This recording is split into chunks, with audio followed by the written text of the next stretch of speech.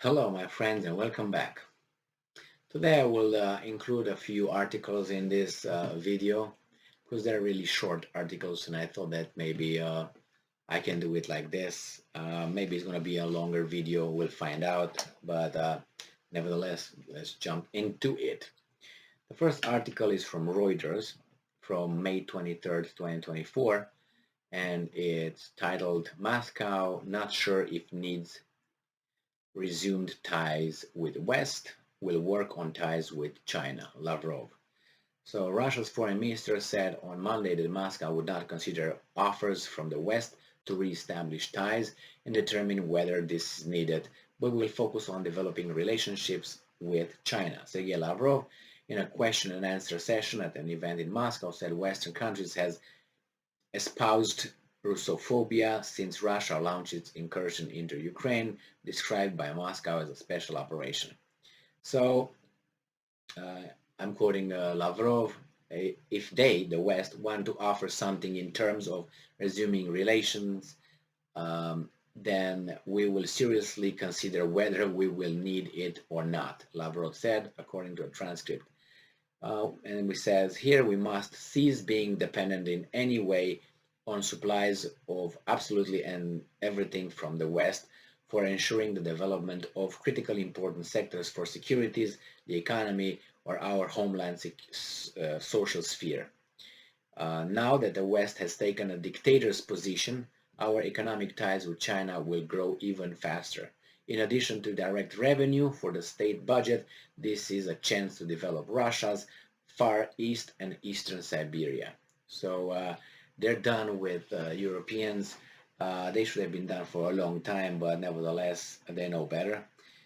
Look what you got once you displease the West. They go full force and they try to destroy you, even if you didn't do anything to them. But nevertheless, that's one article with Lavrov. The other one is another article from Reuters, and I will just mention this to show a different approach to how things are ran in other countries. Even though this is France, but France is a very weird country full of French people.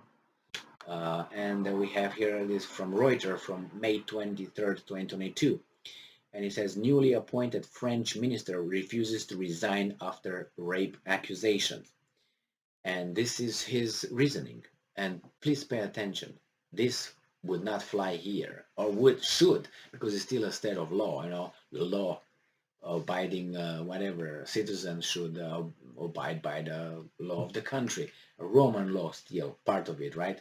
And this is how this gentleman said after he strongly denied. His name is Damien Abad, France's newly appointed Minister for Solidarity and the Disabled. This is what he said, and I'm quoting: should an innocent man resign? I don't think so. So yeah, here in America, it's like, you're accused of doing this. Oh my God, I'm going to resign. Why do you resign? You did it? No. So why should you resign? So this is a very smart way to frame the thing, unless there's an investigation and it's proven that I'm guilty of anything, then yeah, I will resign. Until then, bye-bye, ciao. Now let's go to the third article. And the third article has to do with some economic situation. I think it's very interesting. It's about, it says here in the Market Watch, the same from the 24th of May, and it says, opinion, inflation will be higher for longer, and you're not going to like what comes next. Of course, this Vitaly Katzenelson says prices for oil, natural gas, food, and other goods will stay elevated while economic growth slide, bringing stagflation. We already know that.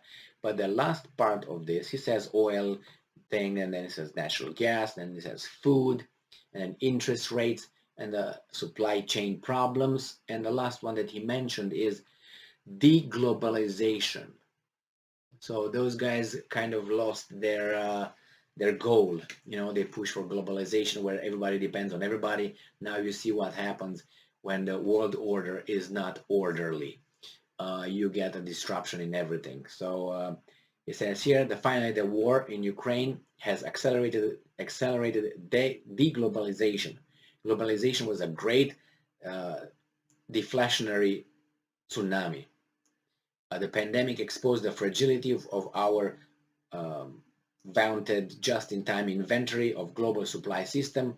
The war in Ukraine reminded the West that the global trade system is built on an assumption that we don't go to war with our trading partners. The war in Ukraine broke that assumption and accelerated the pace of selective deglobalization. Yay! And the last article that I have here has to do with the Russians. This is by Reuters, May 24, 2022, and it says Russia moves to bar foreigners from using its surrogate mothers. So who wants to have a kid, I guess with a white woman, goes to Russia, impregnate a willing surrogate, and that person will give you the baby, and you go back wherever you come from and you have a baby.